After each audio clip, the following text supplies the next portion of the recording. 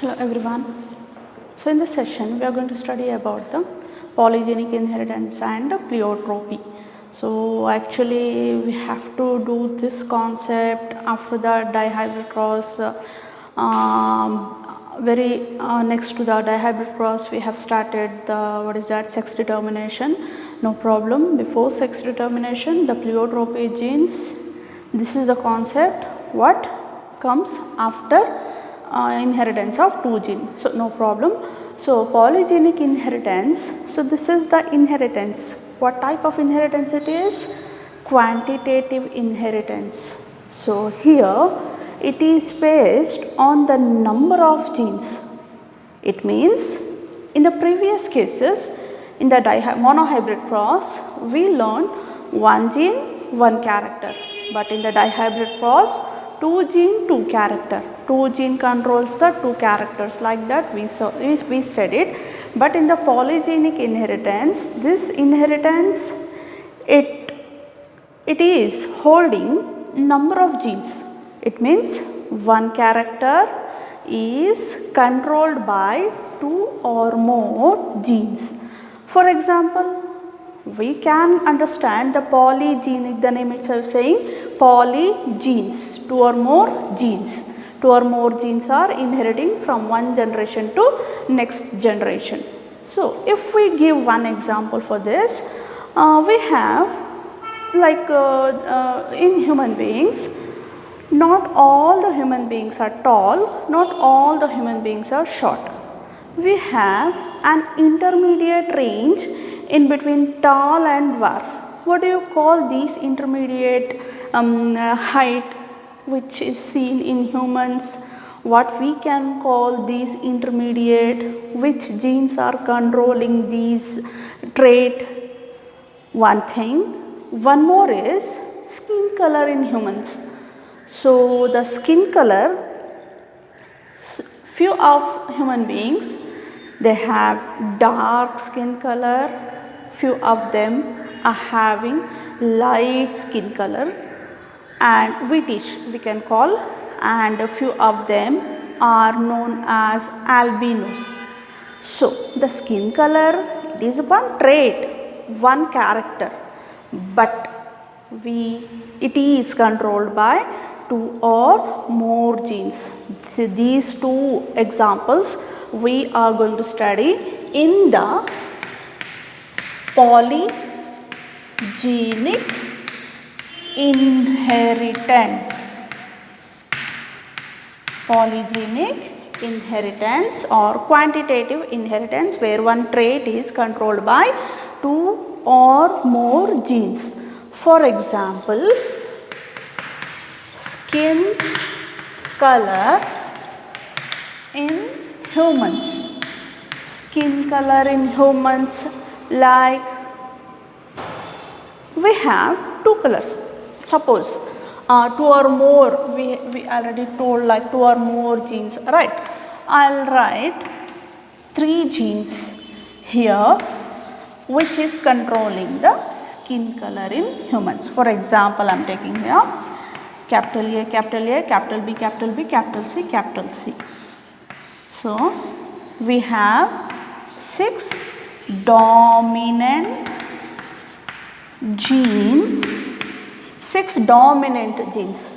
All the alleles are in, or all the genes are in homozygous condition, and all the genes are in dominant one. All the genes are a dominant one, which is responsible to produce a melanin pigment. Suppose all the genes are involved in the synthesis of or in the production of melanin pigment, what will be the result?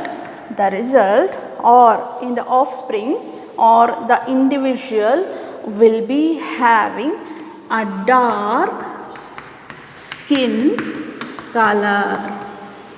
So this is how we are going to understand the polygenic inheritance. Here for the dark color, the melanin pigment is responsible, as we know. So the melanin, because of the presence of melanin pigment, the skin color become dark. So for the production of melanin, it is necessary of being 2 or more genes. For example, we have taken capital A, capital B, capital T, capital C as an example of genes which is responsible for the production of melanin pigment. And here in first case we have taken all genes in dominant or upper cases or dominant one. So in the next case, suppose these genes are in heterozygous condition. Here we have only 3 dominant genes are present in the individual. Okay, so it is less than 6. How much this genes produces? The melanin pigment, these are producing or these are synthesizing the melanin pigment in the intermediate way or in the intermediate condition, so that the skin color of the person will be a wheatish one, like intermediate one. He is not having a dark color, he is not an albino. He comes to the intermediate position, that what we are going to call him as wheatish skin color. Okay, why? Because he is having only 3 dominant genes. One more case we are going to study here. If these genes, all these genes are in lower case, like all the genes are in the recessive condition. What do we call this condition as? We don't have any dominant gene, 0 dominant gene. It includes, if the genes are in the recessive condition, no gene is responsible for the production of melanin pigment. No gene is responsible for the production of melanin. So, result of this, the individual will become an albino. You have seen the albinos. Albinos will be a whitish, light skin color, white color they will be. In these individuals, there is no melanin, or the melanin pigment do not synthesizes in their body. Why?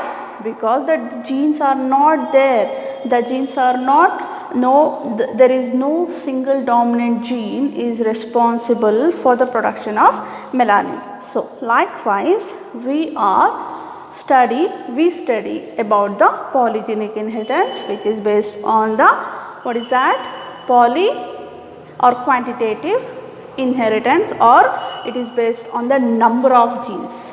Number of genes control the what? One character or one trait. So after this,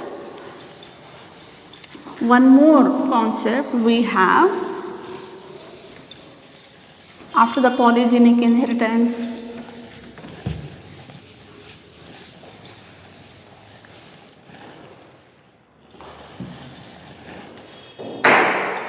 We have pleiotropy. This is also a small concept. What is pleiotropy? Don't forget the polygenic inheritance. After the polygenic inheritance, we have pleiotropy. Pleiotropy means the genes are known as, in this concept, here more characters are controlled by a single gene. Those genes are known as pleiotropic genes.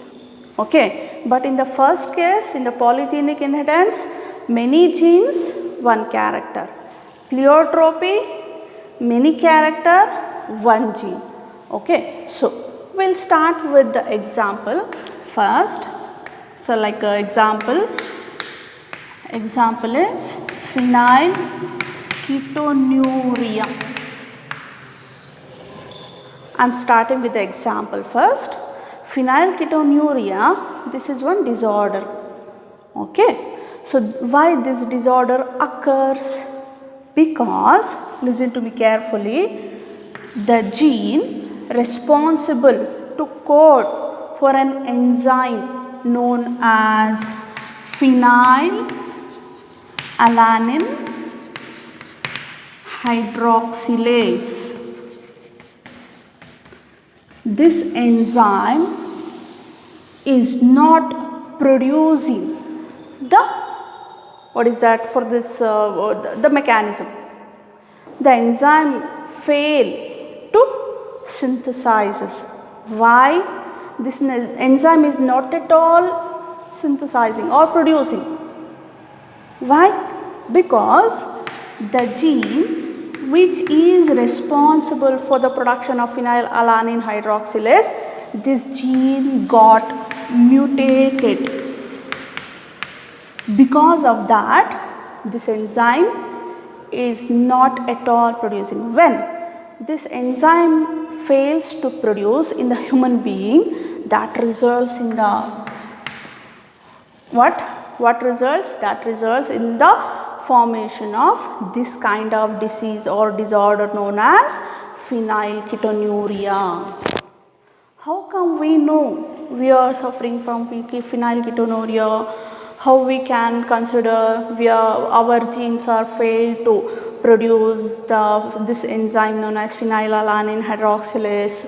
We will be having number of traits, number of characters, like we will be suffering from skin rashes or skin pigmentation,